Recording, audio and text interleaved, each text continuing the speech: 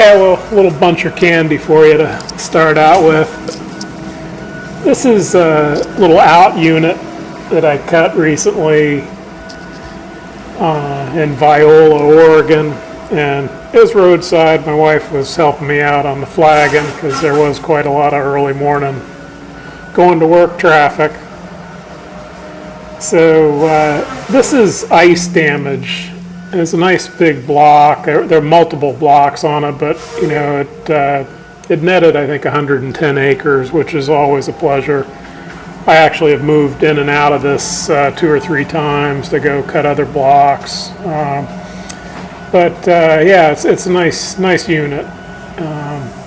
But it is ice damage, so it's immature wood, and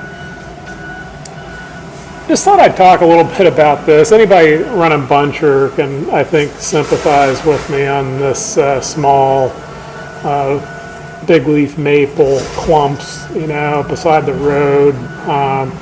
This stuff is really delicate, and you know, it's multiples coming out of one stump, and I don't know. What I end up doing is I basically cut once. I don't try to accumulate because all the stems grow out away from each other, and you know, I found you try to accumulate, they end up breaking. They're just so darn brittle. So I kind of cut once and dump them in the bunch. Seems like it works pretty well for me. The main thing on stuff like this is not to have anything break off and block the road, like that little stick did right there, just a little branch. So I also wanted to say that, you know, again, my wife was flagging for me, which is a critical part of this, as you'll see. You know, there was quite a lot of traffic, early morning traffic. But I got this done, and I walked the buncher back to get my truck to pull the signs, and had the signs up, so she was keeping an eye on those. So had a car stop, and this fella got out, and all in a panic over, you know, the desecration of this pristine environment. And he said, "Oh, this is just terrible. Are they going to replant this?" And she said, "Well, yeah, of course they are. First, it's the law, so they're required to replant.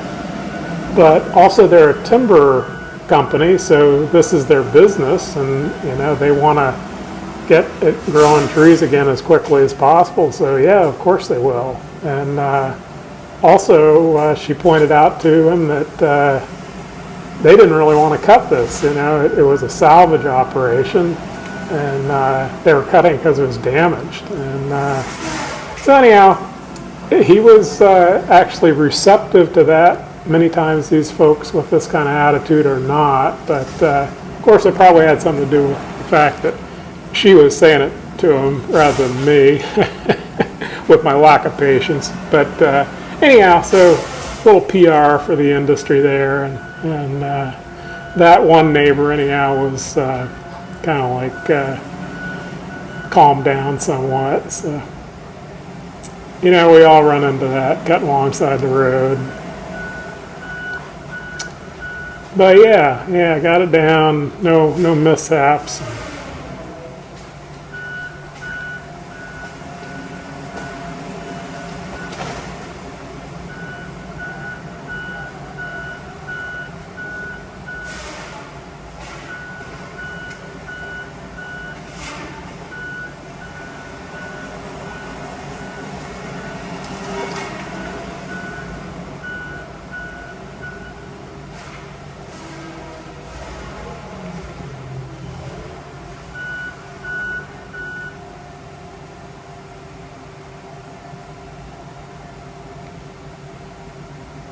Vehicle coming up the hill.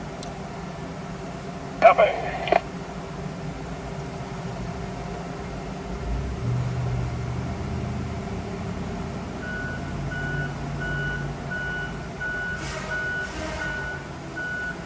You're clear?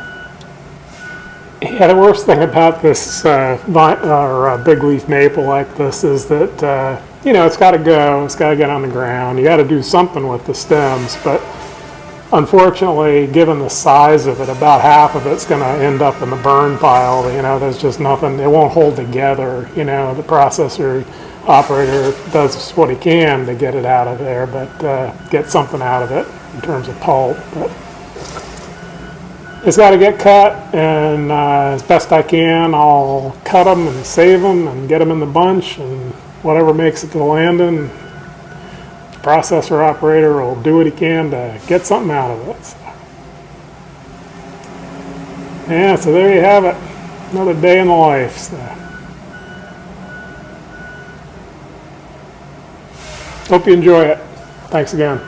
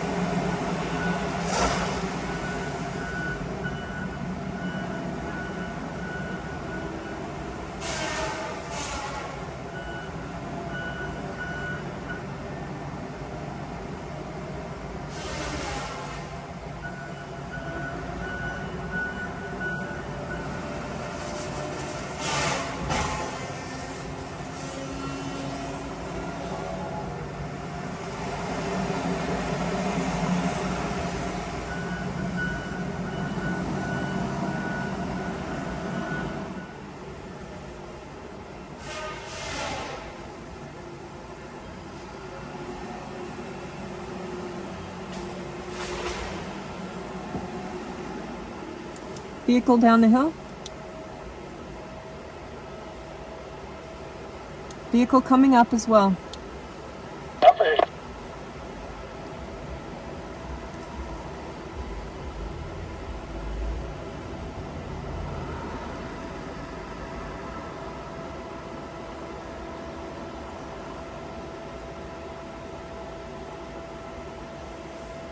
You're clear?